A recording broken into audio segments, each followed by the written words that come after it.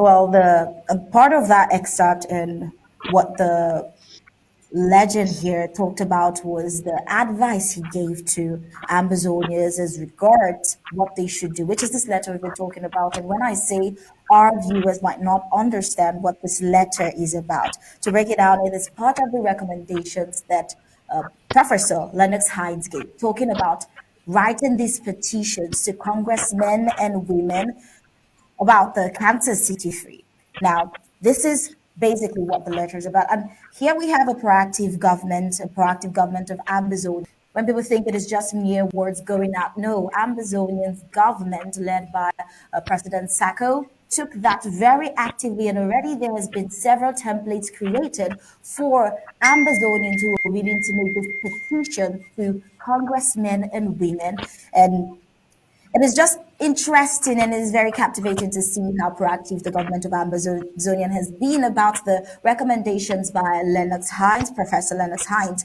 And you already started talking about it, barristers, and I'm sure you want to go further to talk about the intricacies of the letters, how you think it should be passed out, and what it should be all about. So I'll just give you the floor to quickly talk about the letter and this petition to congressmen and women in the cause of trying to free the Kansas City Free. Barrister team, let me start with you, please. Well, I think you should give the pride of place to my colleague. I've been so much on this forum that they need at least a difference in the face for a while. So give the pride of place to Barrister Song. Because I've been here about 6 times. Well, so, the content of that letter should highlight the arrest and detention of the Kansas City 3, and state the date that they were placed in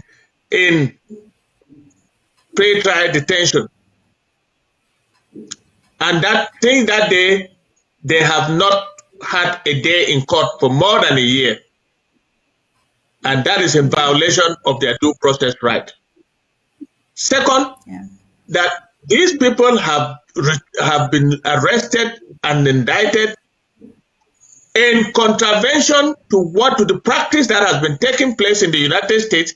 We cite the case of Ukraine and we cite the case of Israel, how the people of this country have been contributing to those conflicts.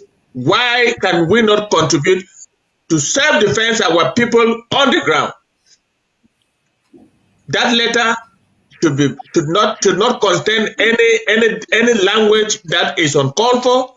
It should be in plain language and asking the Justice Department of this country to intervene and see and tell us why the Southern Cameroonians are treated differently. Is it because we are blacks? We must highlight this issue of racism without calling it racism. Is it because they are blacks?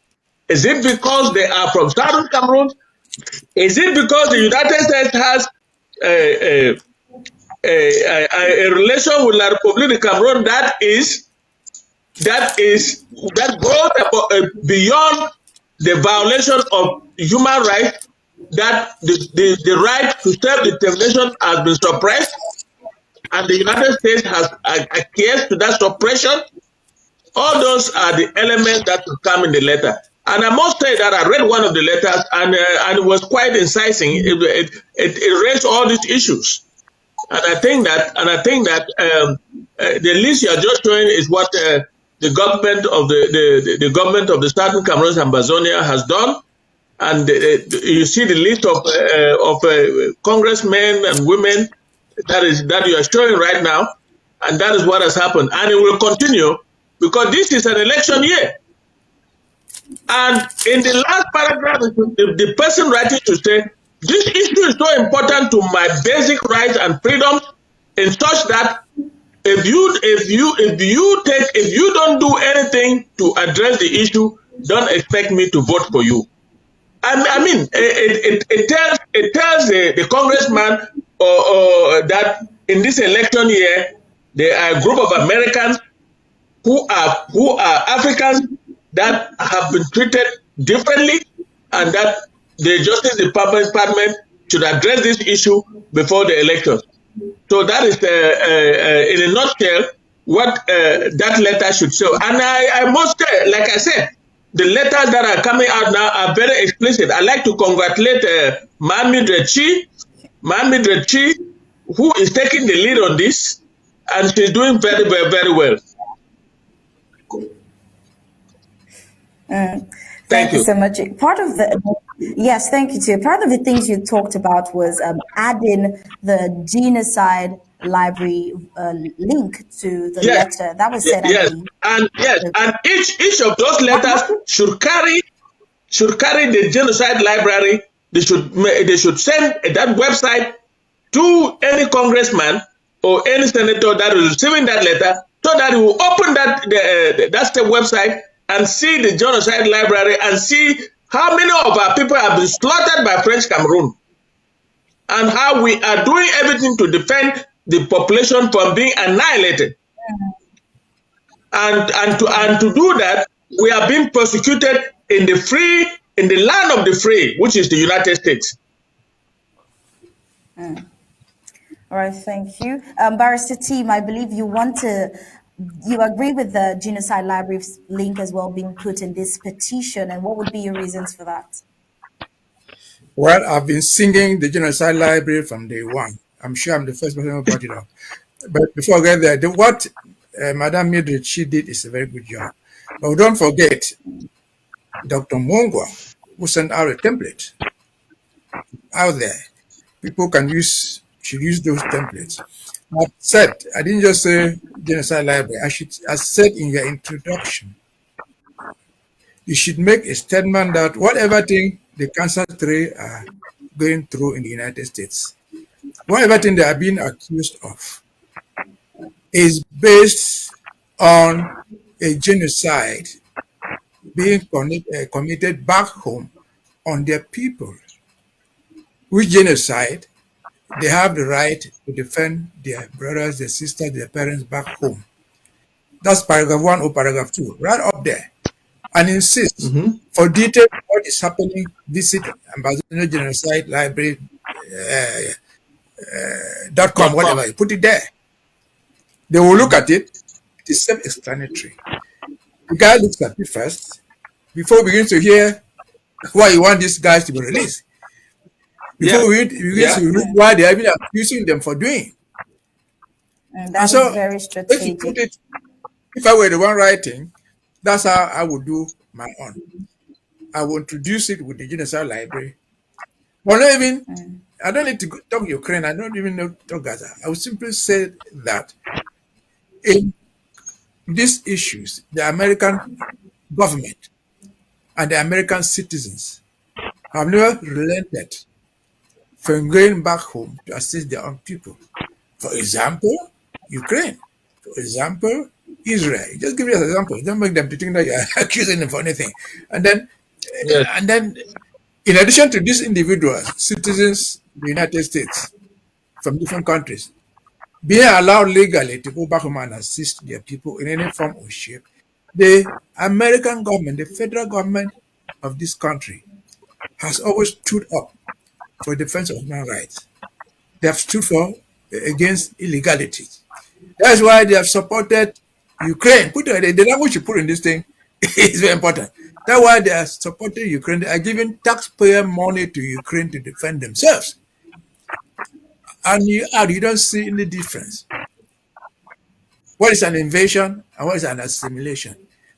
If the United States can, as a government, do all this, if the United States can allow its citizens to do this without impunity, why should the people in Kansas be deprived of what they are doing?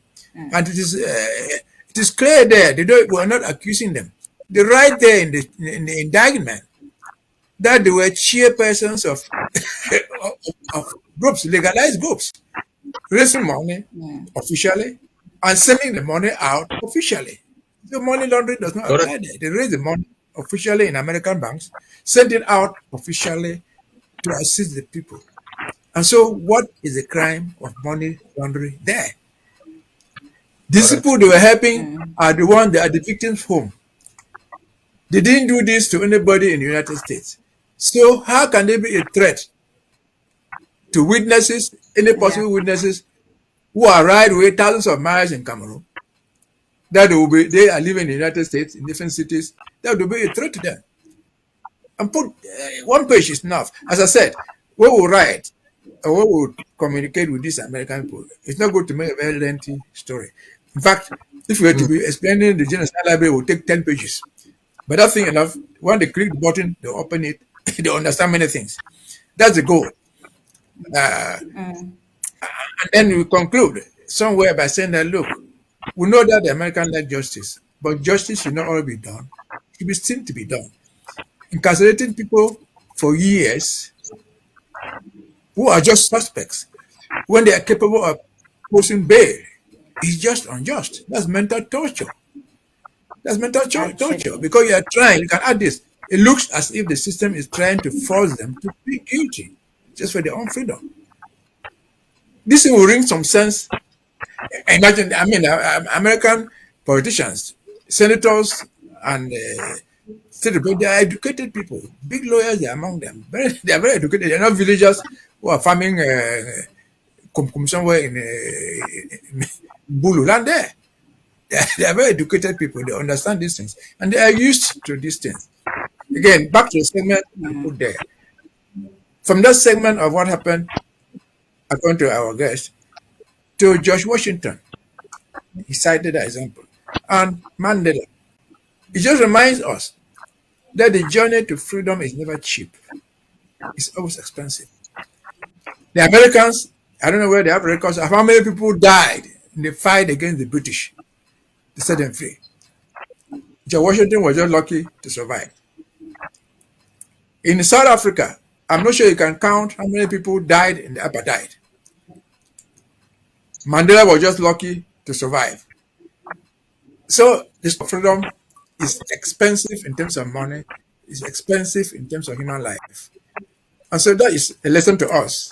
Yeah. As he says, don't let the American government or anybody define your heroes for you.